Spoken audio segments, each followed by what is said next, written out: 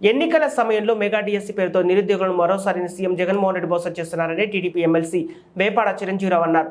గురువారం విశాఖ తెలుగుదేశం పార్టీ కార్యాలయంలో జరిగిన విలేకరుల సమావేశంలో ఆయన మాట్లాడుతూ ఇంకో 3 వారాల్లో ఎలక్షన్ షెడ్యూల్ నోటిఫికేషన్ వస్తున్న సమయంలో డిఎస్సీ అని చెప్పి నిరుద్యోగులను మోసం చేస్తున్నారన్నారు.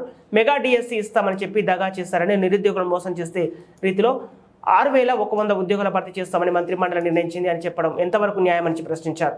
2019 సాధారణ ఎన్నికలకు వెళ్లే ముందు రాష్ట్రంలో 2,30,000 ఉద్యోగాలు ఖాళీగా ఉన్నాయని, ఉపాధ్యాయుల పోస్టులు ఖాళీ అయితే 23,000 పైగా ఖాళీ ఉంటే కేవలం 6,100 పోస్టులకు మాత్రమే నోటిఫికేషన్ ఇచ్చారని, అంటే మిగతా ఉద్యోగాలు ఏమయ్యాయంటూ ప్రశ్నించారు.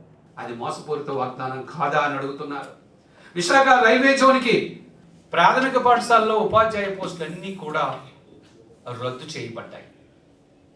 రెండవది, ఓన్లీ ఇంగ్లీష్ మీడియంను మాత్రమే ప్రవేశపెట్టి తెలుగు మీడియంను పూర్తిగా ఆంధ్రప్రదేశ్ రాష్ట్రంలో తీసివేశారు.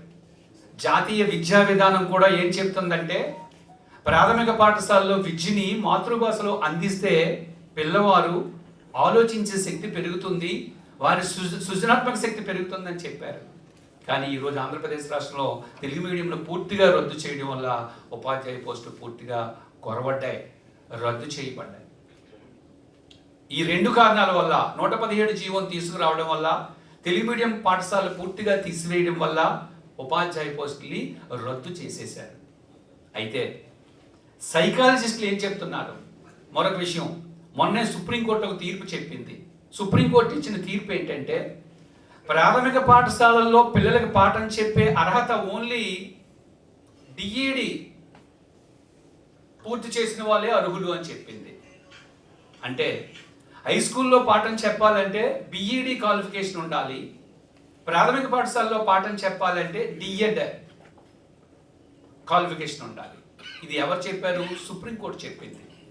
ఎందుకంటే హై స్కూల్ పిల్లలంటే 6, 7, 8, 9 తరగతి పిల్లలు, వాళ్ళ మెంటల్ మెచ్యూరిటీ బాగా ఉంటుంది కాబట్టి అక్కడ హై స్కూల్ టీచర్లు పాఠం చెప్పాలి. ప్రాథమిక పాఠశాల పిల్లలంటే వీరు చాలా చిన్నపిల్లలు, 1, 2, 3, 4, 5, వీళ్ళకి మెంటల్ మెచ్యూరిటీ చాలా తక్కువ ఉంటుంది.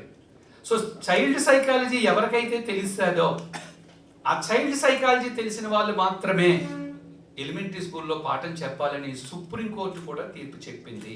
అంటే సుప్రీంకోర్టు తీర్పుకి విరుద్ధంగా 3, 4, 5 తరగతుల్ని హై స్కూల్లో కలిపేశారు ఈరోజు.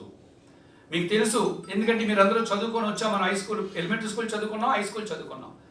ఎలిమెంటరీ స్కూల్కి హై స్కూల్కి తేడా ఏంటో తెలుసు మనకి. హై స్కూల్లో ఎలా ఉంటుందంటే, ఒక ఉపాధ్యాయుడు వచ్చి 50 నిమిషాలు లేదా 45 నిమిషాలు పాఠం చెప్పి వెళ్ళిపోతాడు.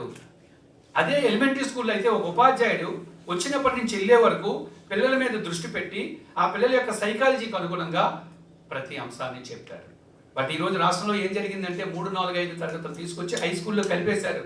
అలా కలిపివేయడం వల్ల హై స్కూల్ టీచర్లు ఈ చిన్న పిల్లలపై దృష్టి పెట్టకపోవడం వల్ల చిన్నపిల్లల్లో విద్య నాణ్యత రోజు రోజుకి క్షీణించిపోతుంది.